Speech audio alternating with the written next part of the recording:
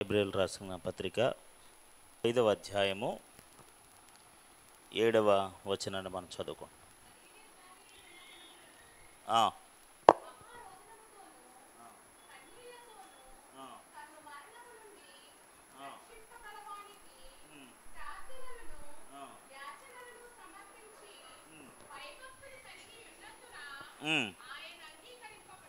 ఆయన అంగీకరింపబడెను. ఆయన దేవుని యొక్క కుమారుడై ఉండియు తాను పొందిన శ్రమల వలన విధేయత నేర్చుకొనెను. మరియు ఆయన సంపూర్ణ సిద్ధి పొందినవాడు, అంటే పరిపూర్ణుడు అయిన వాడై మెల్కీసెదెకు క్రమములో చేరిన ప్రధాన యాజకుడని దేవుని చేత పిలువబడి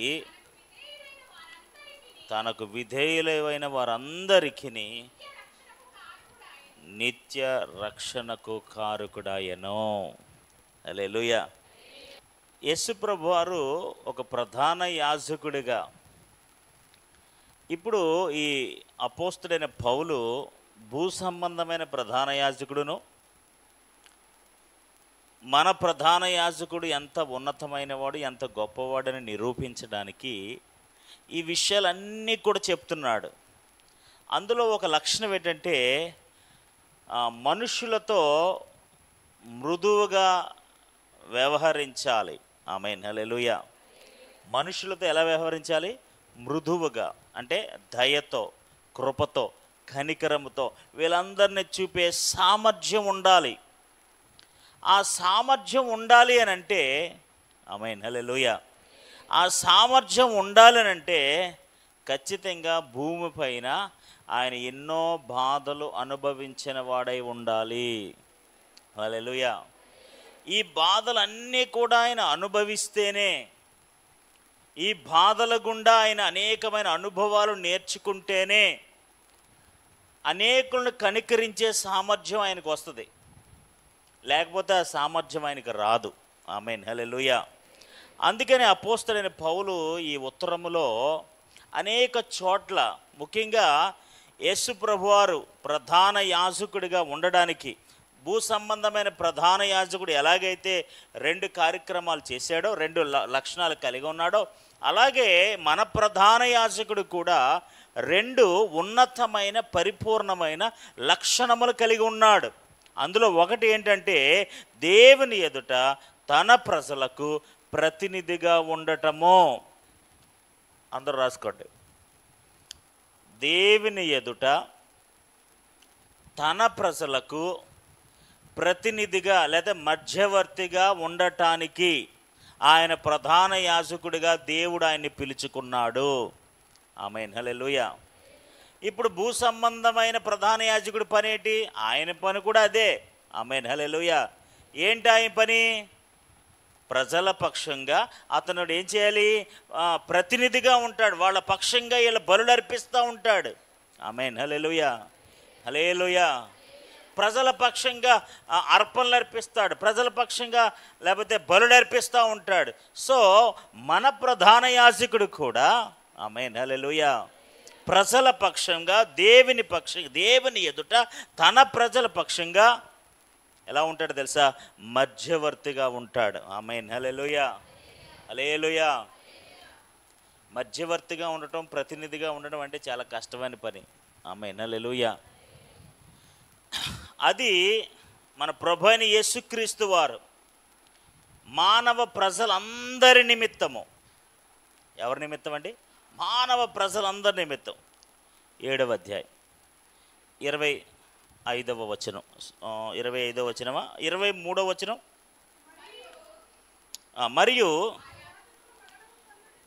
మరియు ఆ యాజకులు అంటే ఏ యాజకులు? పాత నిబంధన యాజకులు. ఆమేన్, హల్లెలూయా. ఆ యాజకులు అంటే ఏ యాజకులు అండి? పాత నిబంధన యాజకులు మరణము పొందుట చేత ఎల్లప్పుడూ ఉండ సాధ్యము కానందున అనేకులయ్యిరి అంటే దాని అర్థం ఏంటి? ఇప్పుడు మరి భూ సంబంధమైన యాజకుడు ఏదో రోజున ఏమవుతాడండి? ఏమవుతాడు చెప్పండి? వెళ్ళిపోతాడు దేవుడి దగ్గరికి. దేవునికి స్తోత్రం, హల్లెలూయా. తర్వాత ఇంకొకరు వస్తారు, తర్వాత ఇంకొకరు వస్తారు. అదే విషయాన్ని చెప్తున్నాడు పౌలు. మరియు ఆ యాజకులు మరణము పొందుట చేత ఎల్లప్పుడూ సాధ్యము కానందున అనేకులయ్యిరు కానీ 24వ వచనం, ఈయన, ఆమేన్ హల్లెలూయా. ఈయనంటే ఎవరు? మన ప్రధాన యాజకుడు. ఆమేన్ హల్లెలూయా, హల్లెలూయా. ఈయన నిరంతరము ఉన్నవాడు గనుక మార్పు లేని యాజకత్వమును కలిగిన వాడాయను. ఎలాంటి వాడండి ఆయన? నిరంతరము ఉన్నవాడు. అంటే ఆయనకి ఏమి లేదు? ఆయనకి ఏమి లేదండి, మరణము లేదు. ఆమేన్ హల్లెలూయా. సరే, ఇప్పుడు మనం అనుకున్న వాక్యము, యాజకత్వం కలిగిన వాడాయను. 25వ వచనం, ఈయన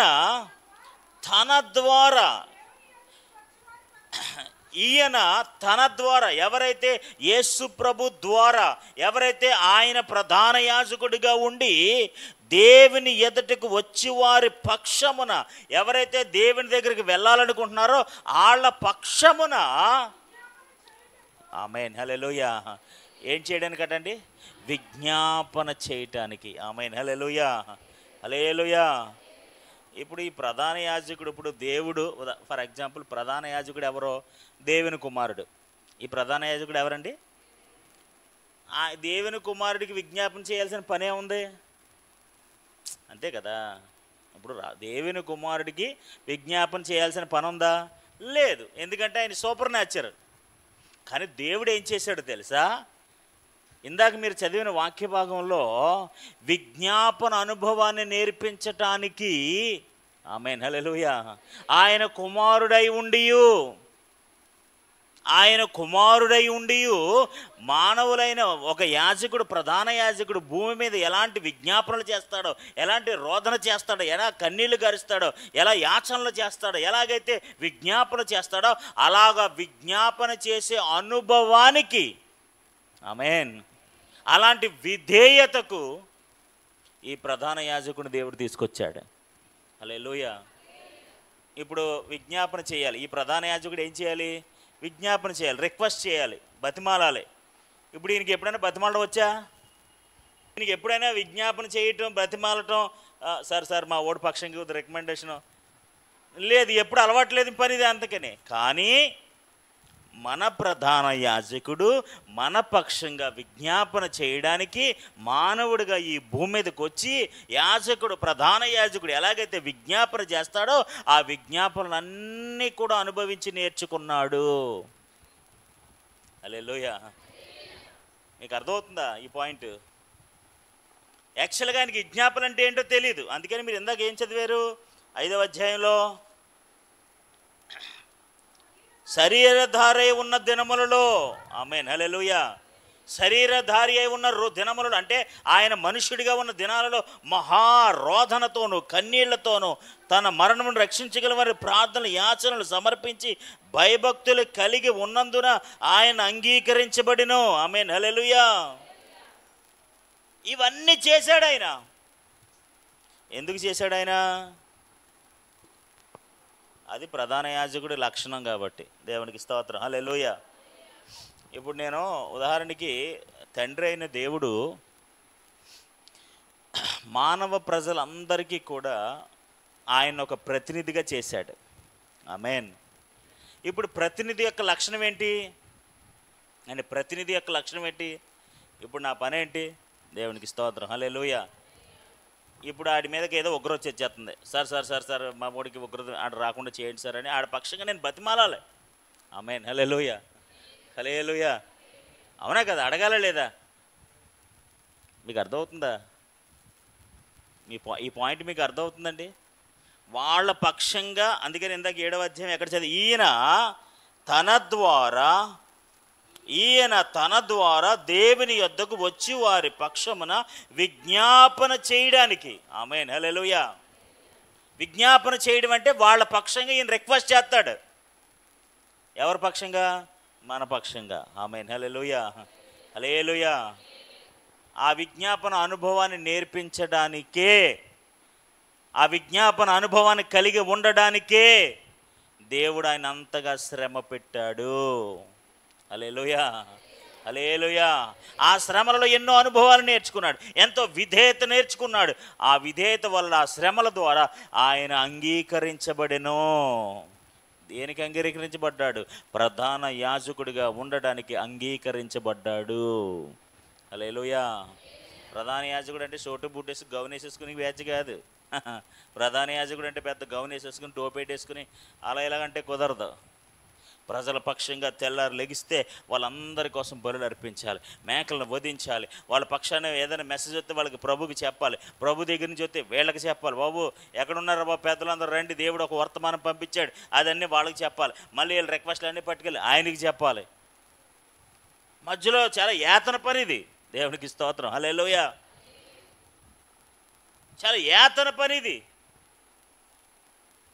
కానీ ఈ ప్రధాన యాజకుడైన మన ప్రభుని యేసుక్రీస్తు వారు చాలా సింపుల్గా, నేను దేవుని కుమారుని కదా బాబు కొద్దిగా ఇచ్చేళ్ళకి కొద్దిగా గ్రాంట్ చేసేయండి, సంతకాలు పెట్టండి, కాదు. ఒక భూ సంబంధమైన ప్రధాన యాజకుడు ఎలాగైతే విజ్ఞాపన చేస్తాడో, ఎలాగైతే యాచనలు చేస్తాడో, ఎలాగైతే ప్రార్థన చేస్తాడో, ఎలాగైతే రోధిస్తాడో, ఆమేన్ హల్లెలూయా, ఎలాగైతే కన్నీరు గారుస్తాడో, ఎలాగైతే బ్రతిమలాడతాడో, ఆమేన్ హల్లెలూయా, హల్లెలూయా. ఈయన తన ద్వారా దేవుని యొద్దకు వచ్చి వారి పక్షమున విజ్ఞాపన చేయుటకు నిరంతరము జీవించుచున్నాడు. ఆమేన్ హల్లెలూయా. ఇప్పుడు మన పక్షంగా విజ్ఞాపన చేయడానికి మన ప్రభు అయిన యేసుక్రీస్తు ప్రధాన యాజకుడు మనకు ఉన్నాడు. ఆమేన్. ఇప్పుడు ఆయన మన పక్షంగా విజ్ఞాపన చేస్తాడు. దేవునికి స్తోత్రం కలుగును గాక. హల్లెలూయా, హల్లెలూయా. భూ సంబంధమైన ప్రధాన యాజకులు కూడా ఉన్నారట. వాళ్ళు ఒకరి తర్వాత ఒకరు ఏమైపోతుంటారు? వెళ్ళిపోతుంటారు. పర్మనెంట్గా ఒకరు ఉండరు. దేవునికి స్తోత్రం, హల్లెలూయా. ఇప్పుడు నిరంతరము జీవించుచున్నాడు. ఆమేన్, హల్లెలూయా, హల్లెలూయా. కానీ మన ప్రధాన యాజకుడు నిరంతరము జీవించేవాడై ఉన్నాడు. గనుక వారిని సంపూర్ణంగా రక్షించుటకు శక్తిమంతుడై ఉన్నాడు. ఆమేన్, హల్లెలూయా. వారిని రక్షించడానికి ఎలా ఉన్నాడు? బలహీనుడిగా ఉన్నాడు? నో, శక్తిమంతుడిగా ఉన్నాడు. ఇప్పుడు మన ప్రధాన యాజకుడు ఎలాంటి వాడు తెలుసా? నిరంతరము జీవించేవాడు, రక్షించడానికి శక్తిమంతుడు. ఆమేన్, హల్లెలూయా, హల్లెలూయా. విజ్ఞాపన అనుభవం కలిగిన వాడు, రోదన అనుభవం కలిగిన వాడు, కన్నీటితో దుఃఖముతో నిరంతరము యాచనలు చేసే అనుభవం కలిగిన వాడు, ప్రజల పక్షంగా విజ్ఞాపన చేయడానికి నిరంతరము జీవించుచున్నవాడు. ఆమేన్, హల్లెలూయా, హల్లెలూయా. అందుకనే ఆయన 100% గాడ్ 100% మ్యాన్ అని అన్నారు. ఒక మనిషి ఏ విధంగా ఆలోచించి విధానాలు కార్యక్రమాలు చేస్తాడో అవన్నీ కూడా ఆయన చేయగలిగాడు. ఒక ప్రధాన యాజకుడు ఎలాగైతే విజ్ఞాపన చేస్తాడో ఆ అనుభవాలన్నీ ఆయన నేర్చుకున్నాడు. ఆయన దేవుడిగా ఉన్నాడు కాబట్టి అన్నీ సులువుగా అయిపోతాయి. దేవుడిగా ఉన్నాడు కాబట్టి ఏ అనుభవం లేదు. దేవుడిగా ఉన్నాడు కాబట్టి ఏ బాధలు అనుభవించలేదు. ఆయన దేవుడిగా ఉన్నాడు కాబట్టి ఏ పరిస్థితులు, మన పరిస్థితులు తెలియవు, మనం ఎలా ఎన్ని బాధలు పడతాం, ఎన్ని తెప్పలు పడతాం, ఇవేమి తెలియదు అనడానికి లేదు. ఈ హ్యాస్ ఆల్ ఎక్స్పీరియన్స్. ఇవన్నీ అనుభవాలు ఆయనకు ఉన్నాయి. ఆమేన్. అందుకనే నిరంతరము మన పక్షంగా విజ్ఞాపన చేస్తున్నాడు, రక్షించుటకు శక్తిమంతుడే ఉన్నాడు. హల్లెలూయా. 9వ అధ్యాయం 24వ వచనం.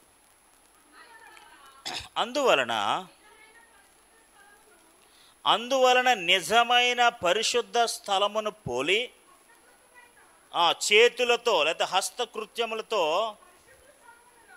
పరిశుద్ధమైన స్థలములలో, అంటే భూమి మీద సృష్టించబడిన మనుషులతో చేయబడిన ఆ గుడారములోనికి లేదా ఆరాధన స్థలములోనికి ఆయన ప్రవేశించలేదు. కానీ ఇప్పుడు ఎవరి కోసం అండి? ఎవరి కోసం? ఇప్పుడు మనుషుల చేత చేయబడిన ప్రత్యక్ష గుడారంలోకి, ఆరాధన స్థలంలోనికి ఆయన ఎప్పుడు ప్రవేశించలేదు. కానీ ఇప్పుడు ఎవరి కోసం అండి? ఆమేన్, హల్లెలూయా. ఇప్పుడు ప్రధాన యాజకుడికి మొట్టమొదటి పని ఏంటో తెలుసా? ప్రజల నిమిత్తము, ప్రజల కొరకు ప్రతినిధిగా ఉండటము. ఆమేన్, హల్లెలూయా. ఇప్పుడు యేసుప్రభుని మన ప్రధాన యాజకుడు మన కొరకు విజ్ఞాపన చేయడానికి, మన కొరకు, ఆమేన్, హల్లెలూయా, ఒక ప్రధాన యాజకుడిగా ఏం చెయ్యాలో, ఏ బాధ్యత అయితే ఉందో ఆ బాధ్యత 100% ఆయన నిరూపించి చేయగలిగిన దేవుడై ఉన్నాడు. ఆమేన్, హల్లెలూయా, హల్లెలూయా. కొన్నిసార్లు మనకి కొన్ని అనుభవాలు తెలియవు. మనము ఉన్నతమైన స్థితిలో ఉంటాం కదా. యేసుప్రభువు ఎంత మహిమ కలిగిన ఉన్నతమైన స్థానంలో ఉన్నాడు తెలుసా? ఎవరు ఊహించలేనంత ఉన్నతమైన స్థానంలో ఉన్నాడు ఆయన. కానీ ఈ భూమి మీదకి వచ్చి ఎన్ని బాధలు పడాలో, ఎన్ని ఇబ్బందులు పడాలో, ఎన్ని శ్రమలు పడాలో, ఎన్ని అవమానాలు పొందాలో, ఎంతగా విజ్ఞాపన చేయాలో, యాచనలు చేయాలో, కన్నీరు, రోదన, ఆమేన్, హల్లెలూయా, అంధకార పరిస్థితులు, అవన్నీ మహావేదన, అవన్నీ అనుభవించాడంట ఆయన. ఆమేన్, హల్లెలూయా, హల్లెలూయా. ఎందుకు అనుభవించాడు తెలుసా? అప్పుడే తన పక్షముగా, ప్రజల పక్షంగా ఆయన కనికరము చూపగలుగుతాడు. హల్లెలూయా, హల్లెలూయా. చూడండి 24వ వచనంలో, క్రీస్తు ప్రవేశించలేదు కానీ ఇప్పుడు మన కొరకు, ఆమేన్, హల్లెలూయా, ఇప్పుడు నా కొరకు, నీ కొరకు, మనందరి కొరకు దేవుని సముఖమందు కనబడుటకు పరలోకమందే ప్రవేశించెను. దేవునికి స్తోత్రం కలుగును గాక. ఎవరి కోసం? ఎవరి కోసం అండి? మన కోసం. ఆమేన్, హల్లెలూయా. భూ సంబంధమైన చేతులతో, భూ సంబంధంగా హస్తకృత్యములతో నిర్మించిన ఆ ఆరాధన స్థలంలో ఆయన లేడు కానీ మన కోసం మాత్రం ఆయన పరలోకమందు ప్రవేశించెను. ప్రభు, ఎందుకు ప్రభు నువ్వు పరలోకానికి ప్రవేశించావంటే, మీకోసం నేను విజ్ఞాపన చేయడానికి. ఆమేన్, హల్లెలూయా. తండ్రి కుడి పార్శ్వమున కూర్చుని ఒక ప్రధాన యాజకుడు ఎలాగైతే విజ్ఞాపన చేస్తాడో, ఎలాగైతే ప్రజల పక్షంగా యాచనలు సమర్పిస్తాడో, విజ్ఞాపనలు చేస్తాడో, అదే పనిని మీ కొరకు నేను చేయుచున్నాను. హల్లెలూయా, హల్లెలూయా. అందుకనే ఇట్టి ప్రధాన యాజకుడు మనకు తగినవాడు. ఆమేన్, ఆమేన్. రెండవది, మానవుల పాపముల కోసం బలి అర్పణ చెయ్యటం. ఆమేన్, హల్లెలూయా. రెండోది, మొదటిది ప్రజల పక్షంగా ప్రతినిధిగా ఉండటం. రెండవది ప్రజల పక్షముగా, లేకపోతే ప్రజల పాపముల కొరకు బలి అర్పణ చేయటం. ఆయన ఖచ్చితంగా బలి అర్పించాలి. ఆమేన్, హల్లెలూయా, హల్లెలూయా. ఇప్పుడు పాత నిబంధన గ్రంథంలో అయితే ఇప్పుడు వీళ్ళ పాపం వీళ్ళందరూ ఇప్పుడు మనుషులు వాళ్ళ పక్షంగా ప్రతినిధిగా ఉన్నాడు, ఓకే, విజ్ఞాపన చేస్తున్నాడు, ఓకే, దట్ ఈజ్ ఓకే. ఇప్పుడు వాళ్ళందరి పాపముల పక్షంగా ఇప్పుడు బలి అర్పించాలి. ఏమర్పించాలి? బలి అర్పించాలి. ఇప్పుడు బలి అర్పించాలంటే పాత నిబంధనలో గొర్రెలు, మేకలు ఉన్నాయి. మరి ఇప్పుడు ఏమున్నాయి? Know what you have. ఇప్పుడు ఈయన ఏమర్పిస్తాడు? దేవునికి స్తోత్రం, హల్లెలూయా, హల్లెలూయా. మీకు అర్థమవుతుందా? పాత నిబంధన యాజకుడైతే ప్రజల పాపము నిమిత్తము అర్పణలు బలి అర్పించడానికి ఏమున్నాయి? మేకలు ఉన్నాయి, గొర్రెలు ఉన్నాయి, కోళ్ళు ఉన్నాయి. పాప ప్రక్షాళన చేయడానికి, రక్తం చిందించడానికి భూ సంబంధమైన జంతువులన్నీ ఉన్నాయి. ఇప్పుడు మన పక్షంగా, మన పాపముల నిమిత్తము బలి అర్పించటానికి ఇప్పుడు యేసుప్రభుని ప్రధాన యాజకుడు ఏం బలి అర్పిస్తాడు? ఇప్పుడు ఆయనకిలాగే మేకలో, కోళ్ళు అర్పిస్తే మరి ఈ ప్రధాన యాజకుడు ఇంకెందుకు? వాళ్ళకిలాగే మేకలు, గొర్రెలు, వీటిని సమర్పిస్తే మరి ఈ ప్రధాన యాజకుడికి ఉపయోగం ఏముంది? ఇంకా ఆయనే కానీ వాళ్ళే ఎవరొకరు కంటిన్యూ అవుతూ ఉంటారు కదా. లేదు, ఈ పనికి ఒక ఫుల్ స్టాప్ పెట్టాలి. ఆమేన్, హల్లెలూయా. ఈ బలి అర్పణ, పాపముల కొరకు బలి అర్పణ కార్యక్రమానికి ఒక ముగింపు తీసుకురావాలి అనే ఉద్దేశముతో తానే ఒక అర్పణగా అర్పించుకొనెను. హల్లెలూయా. 7వ అధ్యాయం మరొకసారి 27వ వచనం. ధర్మశాస్త్రము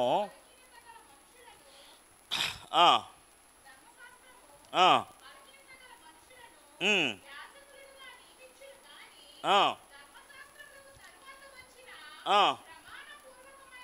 ఆ, ఆ, ఆ, ఆ, ఆ, ఆ. ధర్మశాస్త్రం నాకు తర్వాత వచ్చిన ప్రమాణపూర్వకమైన వాక్యము నిరంతరము పరిపూర్ణ సిద్ధి పొందిన కుమారుని నియమించాను గనుక, ప్రమాణపూర్వకమైన వాక్యము నిరంతరమును సంపూర్ణ సిద్ధి పొందిన కుమారుని నియమించాను గనుక ఈయన ఆ ప్రధాన యాజకుల వలె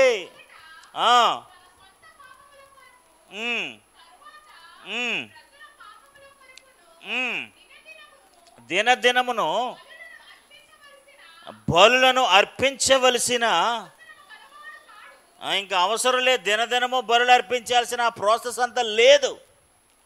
తన్ను తానే, ఆమేన్ హల్లెలూయా, మనుషుల మేకల రక్తము, గొర్రెల రక్తము, ఆమేన్ హల్లెలూయా, వాళ్ళ రక్తము, ఏళ్ళ రక్తము, ఇంకేం వద్దు. దేవునికి స్తోత్రం, హల్లెలూయా. ఈ ప్రధాన యాజకుడు ఎంత గొప్ప ప్రధాన యాజకుడు అంటే, మనందరి పాపల నిమిత్తం ఆయనే అర్పణగా అర్పించుకున్నాడు. ఆమేన్ హల్లెలూయా. ఈ అర్పణ ఎలాంటి అర్పణ తెలుసా? మన పాపములన్నీ కడిగి వేసే అర్పణ. ఆమేన్ హల్లెలూయా. ప్రతిదినము చేయాల్సిన అర్పణ కాదు ఇది. తన్ను తాను అర్పించుకున్నప్పుడు ఒక్కసారే ఈ పని చేసి, దట్స్ క్లోజ్డ్. ఒక్కసారి ఈ అర్పణ అర్పించి ఈ పని అంతటిని ముగించేశాడు. ఆమేన్ హల్లెలూయా, హల్లెలూయా. 8వ అధ్యాయం 3వ వచనం. కానీ యాక్చువల్గా మీరు అక్కడ చదివితే అంత కరెక్ట్గా అర్థం అవ్వదు, కానీ మీకు అర్థమయ్యేలా నేను చెప్తాను. ఓకే. ప్రతి ప్రధాన యాజకుడు అర్పణలను బలులను, ప్రతి ప్రధాన యాజకుడు అర్పణలు బలులు అర్పించడానికి నియమించబడను. అందుచేత అర్పించుటకు ఇప్పుడు ఆయన ప్రధాన అన్నీ అర్పించాడు. ఇప్పుడు అందుచేత అర్పించడం ఈయనకు ఏమైనా ఉండుట అవసరమో. ఆమేన్ హల్లెలూయా. అందుచేత ఈ ప్రధాన యాజకుడు కూడా అర్పించడానికి ఒకటి ఉండాలి. ఇప్పుడు వాళ్ళైతే మేకలను గొర్రెలను అర్పించారు కాబట్టి వాటితో కొట్టిపోయింది. ఇప్పుడు ఈయనకి ఏముంది? ఏమీ లేదు. నేనే అర్పణగా వెళ్ళిపోతాను. ఆమేన్ హల్లెలూయా, హల్లెలూయా, హల్లెలూయా. నిజంగా కొన్నిసార్లు మనం ఆలోచన చేస్తేనండి, మానవ ఆలోచనతో ఆలోచన చేస్తేనండి, చాలా హార్డ్ టు బిలీవ్, నమ్మటానికి నమ్మశక్యంగా ఉండదు. ఎందుకు ప్రభువా?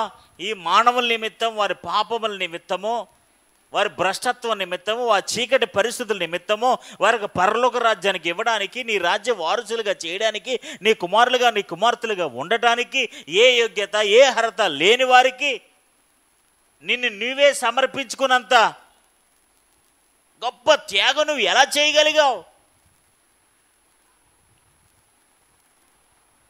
ఎందుకంటే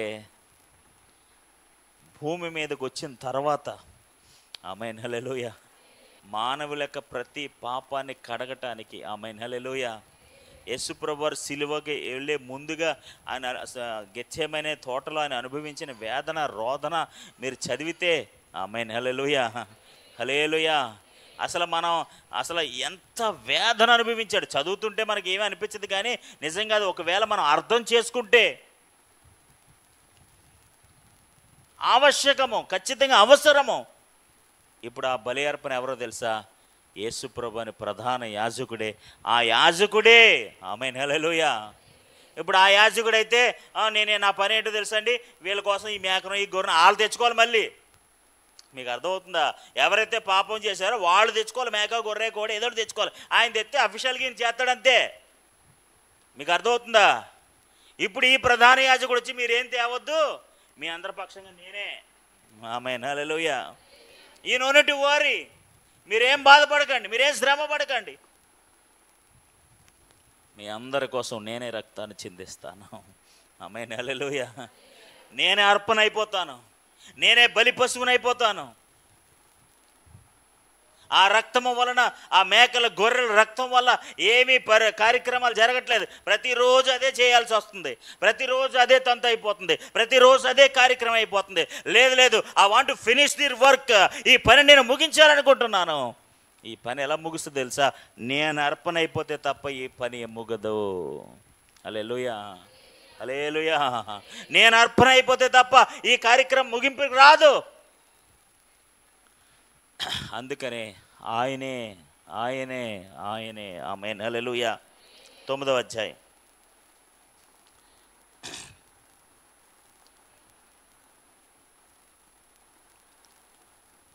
11వ వచనం.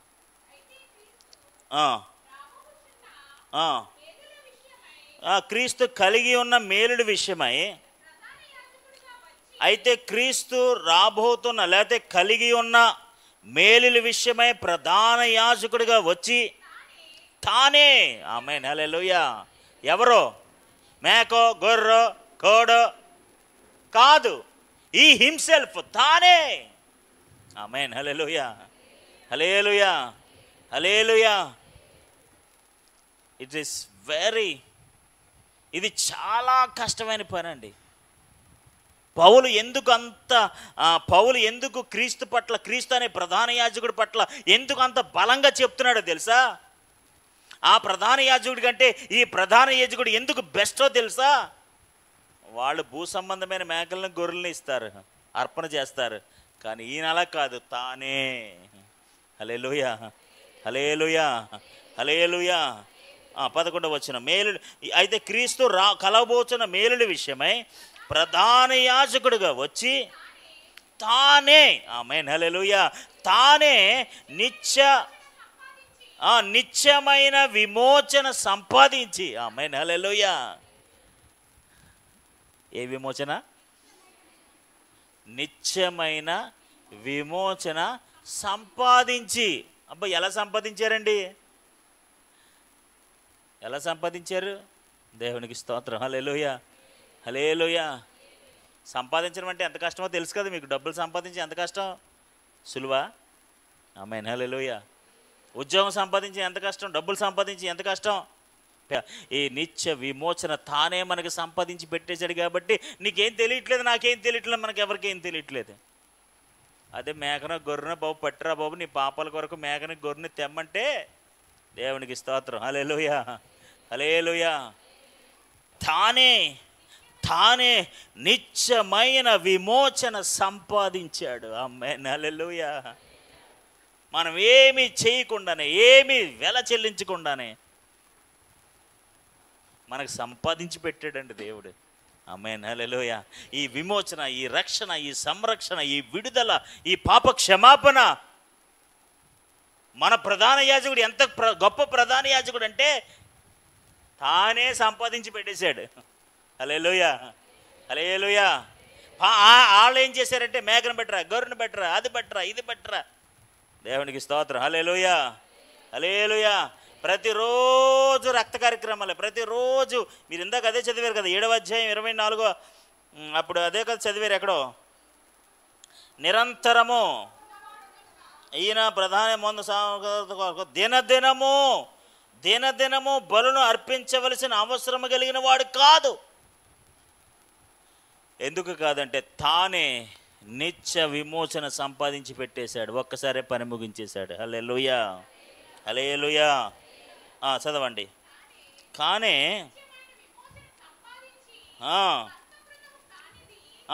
ఈ తానే నిత్య విమోచన సంపాదించాడు. అది మనుషుల హస్తములతో చేసింది కాదు, అనగా ఈ సృష్టి సంబంధము కానిది, మరి ఘనమనేది, పరిపూర్ణమైననైనా గుడారం అంటే ఆయన శరీరము ద్వారా మేకల యొక్కయు కోడల యొక్కయు రక్తముతో కాక. ఏ రక్తం అండి? 12వ వచనం. ఏ రక్తం? మేకల యొక్కయు కోడల యొక్క రక్తముతో కాక తన స్వరక్తముతో ఒక్కసారి పరిశుద్ధ స్థలములలో ప్రవేశించెను. ఆమేన్, హల్లెలూయా. తన స్వరక్తముతో, ఆమేన్. హల్లెలూయా, హల్లెలూయా. ఇప్పుడు యేసుప్రభు వారు ఎలాగ మనల్ని రక్షించారు, ఎలాగ మన పక్షంగా విజ్ఞాపన చేస్తున్నాడు, ఎలాగ మన పక్షంగా పాప ప్రక్షాళన చేశారనంటే తానే తన స్వరక్తముతో, ఆమేన్ హల్లెలూయా, సొంత రక్తముతో, ఇంకా మేకల రక్తమో, కోళ్ళ రక్తమో, గొర్రెల రక్తమో, ఆ రక్తం ఈ రక్తంతో ఇంకా ఆయనకి పని లేదు. ఆమేన్ హల్లెలూయా, హల్లెలూయా. ఒక్కసారే ఇప్పుడు చెప్పండి, మన ప్రధాన యాజకుడు ఎంత బెస్ట్ ప్రధాన యాజకుడు. ఆమేన్ హల్లెలూయా. అపోస్తలుడైన పౌలు హెబ్రీ పత్రిక ద్వారా హెబ్రీ సంఘానికి, అక్కడ ఉన్న యూదా క్రైస్తవులకు, యూదులకు చెప్తున్న మాట ఏంటో తెలుసా? బాబు, మీ ప్రధాన యాజకుడు కంటే మా ప్రధాన యాజకుడు ఎంత గొప్పవాడో తెలుసా? నిత్య విమోచన తానే సంపాదించాడు మాకు. మీకులాగా దినదినము బరులు అర్పించే కార్యక్రమం చేయాల్సిన పని లేదు. ఒక్కసారే తానే తన స్వరక్తంతో మేకలను పట్టుకొచ్చి, గొర్రెలను పట్టుకొచ్చి, కోడలను పట్టుకొచ్చి, అవన్నీ పట్టుకొచ్చి సేకరంతా చేసి ఈ కార్యక్రమం అంతా లేదు. ఆమేన్ హల్లెలూయా, హల్లెలూయా, హల్లెలూయా. దేవుడు మన కోసం ఎంత బెస్ట్ చేశాడో చూడండి. ఆమేన్ హల్లెలూయా. మన పక్షంగా విజ్ఞాపన చేస్తాడు, మన పక్షంగా తానే అర్పణ అయిపోయాడు. 10వ అధ్యాయం 10వ వచనం. యేసుక్రీస్తు యొక్క శరీరము ఒక్కసారి అర్పింపబడుట చేత ఆ చిత్తమును బట్టి మనము పరిశుద్ధ పరచబడి ఉన్నాము. ఆమేన్ హల్లెలూయా, హల్లెలూయా. యేసుక్రీస్తు యొక్క శరీరము ఒక్కసారి అర్పించబడుట చేత, ఎన్నిసార్లు అర్పించాడు ఆయన? దినదినం అర్పించాడా? ఒక్కసారే, వన్స్ ఫర్ ఆల్, ఒక్కసారే పని ముగించేశాడు. ఆమేన్ హల్లెలూయా, హల్లెలూయా. ఒక్కసారే అర్పించబడుట చేత ఆ చిత్తమును బట్టి, ఆమేన్ హల్లెలూయా, ఆ కార్యాన్ని బట్టి, ఆయన సంకల్పాన్ని బట్టి మనం ఏమైపోయామండి? ఏమైపోయాం? ఇంక మన జీవితాల్లో, మన బ్రతుకుల్లో ఇంకా పాపం అనేది లేదు. దేవునికి స్తోత్రం కలుగును గాక. ఆమేన్ హల్లెలూయా, హల్లెలూయా, హల్లెలూయా. దేవుని బిడ్డలారా, దేవుడు మనల్ని ఏం చేశాడు తెలుసా? పరిశుద్ధపరిచి ఉన్నాడు. ఎలా పరిశుద్ధపరిచాడు? ఎలా క్లీన్ చేశాడు? మన పాపాలను ఎలా కడిగేశాడు?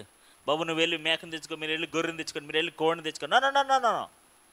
తానే ఒక అర్పణ అయిపోయి తన స్వరక్తముతో మానవ పాపాలన్నీ ఆయన శుద్ధి చేసి మన పరిశుద్ధులుగా చేశాడు. హల్లెలూయా. 14వ వచనం. ఒక్క అర్పణ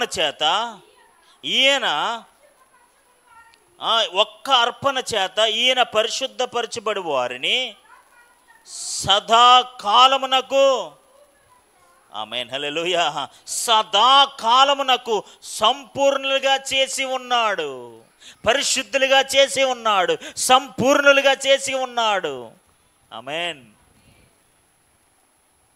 ఒక్కసారి ఒక్క అర్పణ చేత ఈయన పరిశుద్ధపరచబడి వారిని సదాకాలమునకు, ఎల్లకాలము, ఎప్పటికీ ఎలా చేశాడు తెలుసా? సగం కాదు. దేవునికి స్తోత్రం, హల్లెలూయా. ఈరోజు సగం అండి, రేపు ఎల్లుండికి సగం అండి, అంతముందు సగం, నో. సంపూర్ణము. ఆమేన్ హల్లెలూయా, హల్లెలూయా, హల్లెలూయా. ఎట్టి ప్రధాన యాజకుడు మనకు తగినవాడు. హల్లెలూయా. మన పక్షంగా విజ్ఞాపన చేస్తున్నాడు. మన పక్షంగా మేకనో గొర్రెనో తీసుకొచ్చి యాగం అర్పణ చేయట్లేదు, తానే అర్పణ అయిపోయాడు. ఎందుకు అర్పణ అయిపోయాడు తెలుసా? నిన్ను పరిశుద్ధపరచడానికి, మనల్ని పరిశుద్ధపరచడానికి, మనం సంపూర్ణులు చేయడానికి. ఆమేన్ హల్లెలూయా. మనం పరిశుద్ధపరచబడితేనే, ఆ పరిపూర్ణతలోనికి వస్తేనే మనం నిశ్చయంగా ఆయన రాజ్యానికి మనం చేరుకోగలుగుతాం. కాబట్టి దేవుడు ఏం చేశారంటే, ఆయన కుమారుడైన యేసు ప్రభువు వారిని లోకానికి పంపించి మన పక్షముగా విజ్ఞాపన చేయడానికి, మన పక్షంగా బలర్పించడానికి, తానే బలైపోవడానికి. ఆమేన్ హల్లెలూయా, హల్లెలూయా, హల్లెలూయా. ఈ రెండు కార్యక్రమాల ద్వారా, ఈ రెండు పనులు చేయడం ద్వారా ఆయన మన ప్రధాన యాజకుడని నిరూపించబడి ఉన్నాడు. హల్లెలూయా. ఇప్పుడు ఈయన మీ ప్రధాన యాజకుడు ఎలా అవుతాడు? ఎందుకంటే ఇదిగో మా పక్షంగా విజ్ఞాపన చేస్తున్నాడా లేదా? చేస్తున్నాడు, చూపించాం కదా మనం. దేవునికి స్తోత్రం, హల్లెలూయా. ఇప్పుడు మానవుల యొక్క పాపముల పక్షంగా అర్పణలు అర్పించాలి. మరి మీ ప్రధాన యాజకుడు ఏమర్పించాడు? ఆయన్నే అర్పించేసుకున్నాడు. అర్పించుకోవడంలో మీకు ఏం కలిగింది? ఇదిగో మేము పరిశుద్ధపరచబడ్డాం, మా పాపములు కడగబడ్డాయి. అంత మాత్రమే కాదు, సదాకాలంగా మమ్మల్ని సంపూర్ణులుగా చేశాడు. దేవునికి స్తోత్రం కలుగును గాక. ఈరోజు మనకి ఏం చేశారండి? దేవుడు ఏం చేశాడండి అంటే మనల్ని పరిశుద్ధులు చేశాడు, మనల్ని సంపూర్ణులు చేశాడు. అంతకని ఇంకేం చేయాలి? దేవునికి స్తోత్రం. హల్లెలూయా, హల్లెలూయా. ఇది ఇవ్వలేదు కాదు, నీకు దేవుడు ఏమిచ్చాడు తెలుసా? ఈ ప్రధాన యాజకుడు ఏమిచ్చాడు తెలుసా? మనల్ని పరిశుద్ధులు చేశాడు, సంపూర్ణులు చేశాడు. ఆమేన్, హల్లెలూయా. ఎలా చేశాడు? మేకనట్రా చేస్తాను, గొర్రెనట్రా చేస్తాను, కోడినట్రా చేస్తాను. దేవునికి స్తోత్రం. హల్లెలూయా. ఒక్కసారి మనందరి పక్షంగా ఆమేన్, హల్లెలూయా, ఆయనే అర్పణ అయిపోయాడు. ఆమేన్, హల్లెలూయా. మేకలు తప్పనలేదు, గొర్రెలు తప్పలేదు, కోడలు తప్పలేదు, ఆ రక్తం తప్పలేదు, వాడు తప్పనలేదు. ఇంకా పాత నిబంధన గ్రంథంలో ప్రతిరోజు వీళ్ళని పరిశుద్ధపరచడానికి కార్యక్రమాలు చేయాలి. ప్రతిరోజు ఇదో కార్యక్రమం, ఇదో తంతు, ఇదో హడావిడి. నాకు తెలియక అడుగుతానండి, రోజు ఇదే తంతు అంటే వాళ్ళు వాక్యం ఎప్పుడు వింటారు? వాక్యం వినాలి కదా, ఇప్పుడు బోధ ఉండాలా, వాక్యం ఉండాలా, లేకపోతే ఏదో కార్యక్రమం ఉండాలా, ఏదో ఉండాలా, పెళ్ళిళ్ళు పేరెంటలు ఏంటారా? రోజు ఇదే తంతు, ఇంకా ఇంకేమి లేవు. దేవునికి స్తోత్రం. హల్లెలూయా. యాజకులకి ఇంకేం పని లేదండి. ఇంక ఏ పని అంటే ఇంక పొద్దున్న లేచి సాయంత్రం దాకా ఇదే. ఎవరో ఒకరు మేకట్టరాడం, కోయమండం, కోడెట్టరాడం, గొర్రెట్టరాడం, ఇదే పట్టరాడం. సార్ మమ్మల్ని పవిత్రులు చేయండి, సంపూర్ణలు చేయండి, పవిత్రులు చేయండి, సంపూర్ణలు చేయండి. యేసుప్రభువు ఏం చేశారండి? గొడవంతా ఎందుకు? దేవునికి స్తోత్రం. హల్లెలూయా, హల్లెలూయా, హల్లెలూయా. తానే యాజకత్వం పొందినవాడై ఉన్నాడు. దేవునికి స్తోత్రం కలుగును గాక. ఇట్టి ప్రధాన యాజకుడు మనకు తగినవాడు. అపోస్తలుడు పౌలు ఏం చెప్పాలనుకున్నాడు తెలుసా? ఈ ప్రధాన యాజకుడు భూసంబంధమైన ప్రధాన యాజకుడి కంటే మేలైన బెస్ట్ ప్రధాన యాజకుడు. ఆమేన్, హల్లెలూయా, హల్లెలూయా, హల్లెలూయా. ఒక యాజకుడు ఏమైతే చేస్తాడో అవన్నీ చేశాడు. ఎలా చేశాడు? మామూలుగా చేయలేదు, ఒక్కసారి చేసి పడేశాడు. దేవునికి స్తోత్రం. హల్లెలూయా. దినదినము ప్రతిరోజు చేసే కార్యక్రమాలు కాదు. ఇంకా నీకు ఏం చెప్పాలనుకున్నా అన్నీ చెప్పేశాడు. హల్లెలూయా. ఇంకెవరు వచ్చి నీకేం చెప్పరు, ఇంకెవ్వరు వచ్చి మీకేం చెప్పరు. ఆయన ఏమైతే చెప్పాలనుకున్నా అన్ని ఇందులో చెప్పేశాడు. ఇందులో ఉన్నది అన్నీ నెరవేరిపోతాయి. దేవునికి స్తోత్రం. హల్లెలూయా. ఎవరో ప్రవక్త వచ్చి, మళ్ళీ ఎవరో రాజు వచ్చి, మళ్ళీ ఎవరో వచ్చి, యాజకుడు వచ్చి, వీళ్ళు వచ్చి అలాగట ఇలాగట ఇంకేమీ లేదు. నీకు ఏదైతే దేవుడు చెప్పాలనుకుంటున్నాడో, ఏ వర్తమానం అయితే పంపించాలనుకుంటున్నాడో, పరలోక రాజ్యానికి చేరడానికి వెళ్ళడానికి ఎలా రాబోతున్నాడు, ఎలా జరగబోతుంది, ఆ విందు ఎలా జరగబోతుంది, ఆ పరలోక రాజ్యం ఎలా ఉండబోతుంది, everything what ever he want to tell that, ఆయన ఏవైతే చెప్పాలనుకుంటున్నాడో అవన్నో గ్రంథంలో రాసి మనకు చెప్పేశాడు. దేవునికి స్తోత్రం. హల్లెలూయా. అందుకే దీన్ని ఏమన్నారంటే పరిశుద్ధ గ్రంథం అన్నారు. ఎవరు చెప్పినా ఎందులోంచి చెప్పాలి? ఇందులోంచి చెప్పాలి. మరి ఎవరు చెప్పిందని చెప్పాలి? దేవుడు చెప్పిందని చెప్పాలి. ఇంకా నా సొంతంగా చెప్పడానికి ఏమి లేదు. చేయాలనుకుంది చేసేసాడు, చెప్పాలనుకుంది చెప్పేశాడు. ఆయన విధేయత ద్వారా ఎవరైతే నమ్ముతారో వారందరూ అంగీకరించబడతారు. అదే వచ్చిన ఇందాక మీరు చదివిన వచ్చిన, అది ఇంకా వెళ్ళలేదు మనం అక్కడికి, నేను ఇంకా వెళ్ళలేదు, అది మీకు జస్ట్ చదివించానంతే. ఇంకా 2-3 రోజుల్లో మనం అక్కడికి వెళ్తాం. దేవునికి స్తోత్రం. హల్లెలూయా, హల్లెలూయా. కాబట్టి ఈ రోజున మనం ఏమి నమ్మాలంటే, నీ కొరకు ఆయన ఏం చేయాలో చేశాడు, ఏం చెప్పాలో చెప్పేశాడు. ఇంకా ఆయన చేయాల్సిన పని అయిపోయింది. ఆమేన్. మన పని ఉంది ఇంకా. దేవునికి స్తోత్రం. హల్లెలూయా. ఏంటి? ఆయన నమ్మి విశ్వసించి యథార్థంగా పరిశుద్ధంగా సంపూర్ణంగా ఆయన దగ్గరికి వెళ్ళిపోవడమే. దేవునికి స్తోత్రం. Hallelujah, hallelujah, hallelujah. It's work is over. ఆయన పని చేసేసారు, చేసేసి మీ పని మీకు అప్పగించేశారు అంతే.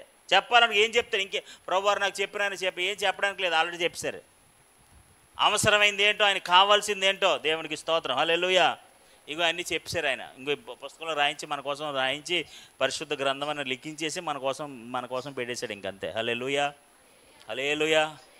ఎన్నో వేల సంవత్సరాల క్రితం జరిగిన సంఘటనలు కూడా ఈ రోజు వరకు మన కోసం దాచి ఉంచాడంటే ఆయన ఎంత ఉన్నతమైన ప్రణాళిక కలిగిన వాడో మీరు గుర్తుపెట్టుకోండి. కొన్ని వేల సంవత్సరాల క్రితం ఆదాము అనే వ్యక్తి జన్మించాడు. దేవుని చేత సృష్టించబడ్డాడు. మోషే అనే వ్యక్తి ఉన్నాడు, అహరోన్ అనే వ్యక్తి ఉన్నాడు. ఇంతమంది వ్యక్తులు ఉన్నారు. ఇలా జరిగిందని చరిత్ర సహితం, యేసుప్రభువు వారి సహితం, సంఘము సహితము రాబో ఉన్నద రక్షణ కొరకు, పరలోకం కొరకు, రెండవ రాకడ కొరకు అన్నీ ఇందులో రాయించి పెట్టేశాడు. హల్లెలూయా. ఎప్పుడు వస్తావు ప్రభా? ఇందులో ఉంది చూసుకో, దేవునికి స్తోత్రం. ఎలా వస్తావు ప్రభా? ఇందులో ఉంది చెప్పేశాడు కదా, నువ్వు చూసుకోవడమే ఇందులోంచి, దేవునికి స్తోత్రం. హల్లెలూయా. నువ్వు వచ్చినప్పుడు ఏం జరుగుతుంది ప్రభా? ఇందులో చెప్పేశాడు కదా ఎలా జరుగుతుందో. ఆమేన్. హల్లెలూయా. మన కొరకు ఏం చేయాలో ఆయన చేశాడు, ఏం చెప్పాలో చెప్పేశారు. దేవునికి స్తోత్రం. హల్లెలూయా. ఇప్పుడు మన బాధ్యత ఏంటో తెలుసా? ఆ పరిశుద్ధతలోనికి, ఆ సంపూర్ణతలో మనం సాగిపోవడమే. ఆమేన్. అందుకని పౌలు ఇంకా ఈ అధ్యాయంలోకి వెళ్ళేటప్పటికి ఇంకా మరిన్ని విషయాలు చెప్తాడు. ఆ విషయాలన్నీ మనం ముందు నేర్చుకోబోతున్నాం. అట్టి కృప సర్వశక్తి గల దేవుడు మనకు అనుగ్రహించును గాక.